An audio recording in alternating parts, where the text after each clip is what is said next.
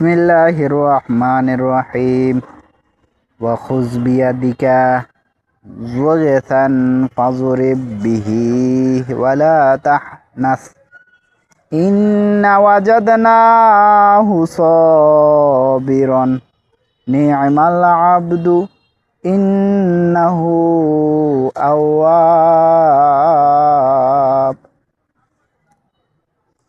38 নম্বর সূরার 44 নম্বর আয়াত পড়লাম।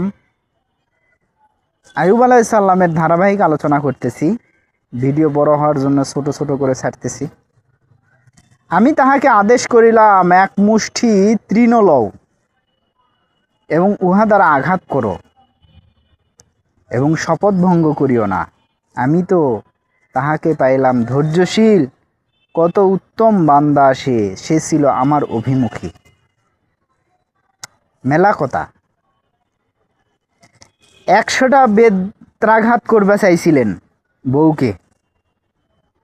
কেডা? আইয়ুব আলাইহিস সালাম কসম করেছিলেন আল্লাহর নামে।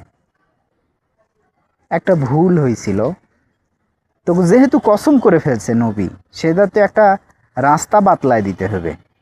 বললেন যে এই যে খ্যার জাতীয় যেগুলান, এগুলা 100টা এরকম তৃণলতা ঘাস, 100টা ঘাস একটে করো, অ্যাটি করো, কইরা ওর গায়ে অ্যাডা বেরি দাও। আল্লাহু আকবার। লাঠি কয়নি, কে কুঞ্চি কয়নি, তৃণলতা। তৃণলতা তৃণ দিয়ে কি হবে? অ্যাডা বেরি। আল্লাহু আকবার, আল্লাহু আকবার। আল্লাহ নবীদেরকে কিভাবে পবিত্র করছেন, আর আল্লাহর যে নিয়ম, আল্লাহর যে কৌশল। আল্লাহু আকবার। নবী কসম করে ফেলিছে তার বউকে মারবে। আর একটা কথা, বউদের কাছে যখন আমার এই বার্তাটা যাবে, তারা কিন্তু সাবধান যেন হয়। মার কিন্তু বউকে কোরআনেও বলা আছে, যদিও নবী কোনো দিন বউকে মারেনি, কিন্তু কোরআনে অনুমতি আছে। মৃদু, হাদিসেও বলা আছে মৃদু ভাবে, তাও চেহারায় মারা যাবে না, শর্ত আছে। তবে আমি এইটুকু বলি, এটা শাসনের ম্যার। যারা বউ হতে ইচ্ছুক তারা যেন সতর্ক থাকেন। মারার কথা আছে, ওই স্বামী কিন্তু মারার আবার অনুমতি নাই। স্বামী মারতে তো তুমি পারবা না, তুমি মার খাওয়ার জন্য যেন না খাওয়া লাগে চেষ্টা করবা।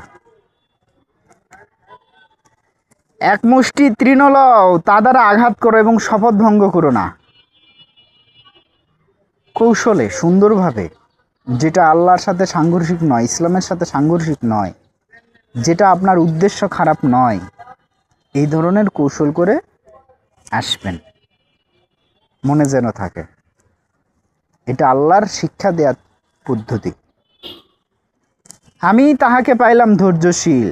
আপনার মধ্যে ধৈর্যের গুণ নিয়ে আসতে হবে। জোর করে, কষ্ট করে নিজের উপরে চাপায় দিবেন। 10টা টাকা দান করে দেন, তখন আর 10টা টাকা থাকলো না, ওটা দিয়ে একটু ওই নরম কিছু কিনা খান। এটা কিন্তু নিজের উপর কষ্ট দেয়া হলো। এটা কিন্তু কিসের কষ্ট? জুলুম না, ভালো কষ্ট, প্রেমের কষ্ট।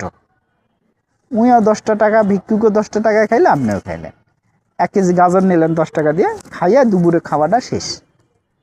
20 টাকা হইলে আপনি একটা রুটি খাইতে পারতেন, ডাউল ফ্রি দিয়ে সুন্দর খাইতে পারতেন, কিন্তু না, 10 টাকা দিয়ে দেন।